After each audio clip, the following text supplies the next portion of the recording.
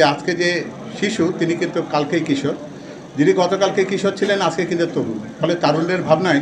আমি যদি এই ডাইনামিক কেমিস্ট্রিটাকে যদি একটা জায়গা থেকে যদি শুরু করি যে আমি তারুণ্য থেকে কথাটি বলবো কিন্তু পেছনে শৈশব আর কৈশোরের কথাটিকে রাখবো না, তাহলে কিন্তু হয়তো এটিকে খণ্ডিত একটা প্রেক্ষাপট তৈরি করবে। আমরা বিগত দিনে যে জিনিসটি দেখেছি সেটি হচ্ছে যে আমাদের শিক্ষার ক্ষেত্রে কোনো একটা সুনির্দিষ্ট দিক নির্দেশনা ছিল না। আমরা একবার সৃজনশীল শিক্ষার কথা বলেছি, একবার বলেছি একমুখী শিক্ষা,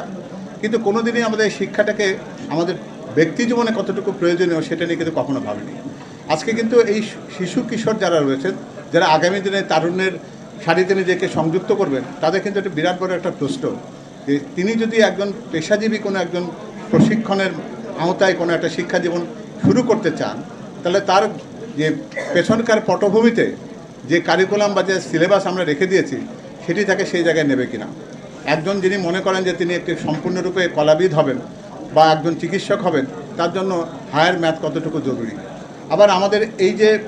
বর্তমানের যে শিক্ষার যে সূচক যে জিনিসগুলো আমরা রেখে দিয়েছি সেগুলোকে নিয়ে কর্মজীবনে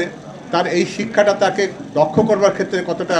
প্রাকভূমি বা পটভূমি রচনা করতে সহায়তা করে, এই প্রশ্নগুলোর কিন্তু কোনো উত্তর আসেনি। আমরা হয়তো তাদের কর্মসংস্থানের অনেকগুলো কথা বলতে পারবো এবং হয়তো আমরা স্ট্যাটিস্টিক্যালি বা পরিসংখ্যানগতভাবে বলতে পারবো যে আমরা এতদিনের মধ্যে এত মিলিয়ন কর্মসংস্থান করতে চাই, আমরা এই সেক্টরে এতগুলো দিতে চাই, আইটি সেক্টরে এতজনকে দিতে চাই, এবং অন্যান্য যে সমস্ত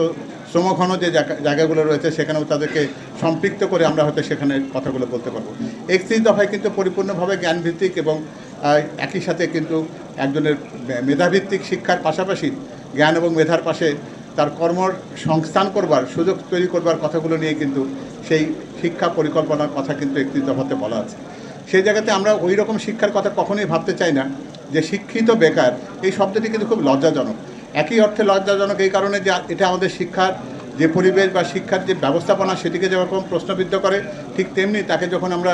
একজন শিক্ষিত বেকার বলে যখন তাকে আমি সমাজে যখন উচ্ছেদ করে ফেলি, তখন কিন্তু তার নিজের জীবনটাকে সে কলঙ্কিত অনুভব করতে থাকে। এই দুই বৈপরীত্যের জায়গা থেকে আমাদের কিন্তু এমন একটা জায়গাতে যাওয়া প্রয়োজন যেখানে একজন তার শিক্ষার মধ্যে দিয়ে সন্তুষ্টি অর্জন করতে পারেন, অর্থাৎ যিনি মেধাবী, যিনি জ্ঞানী, যিনি গবেষক হতে চান, তার শিক্ষার সুযোগটা যেন সেরকমভাবে অবারিত থাকে। আর যার কাছে মনে হয় যে শিক্ষাটি একটা কষ্টকর কাজ, কিন্তু তার প্রশিক্ষণ বা তার শৈলী, তার সৃজনশীলতার অনেকগুলো জায়গাতে তার মেধাকে বিকশিত করতে পারে, সেখানে যদি তাকে আমি সংযুক্ত করি, তাহলে রাষ্ট্র, জাতি, জগৎ অনেক বড় কিছু প্রাপ্তি তার মাধ্যমে হতে পারে।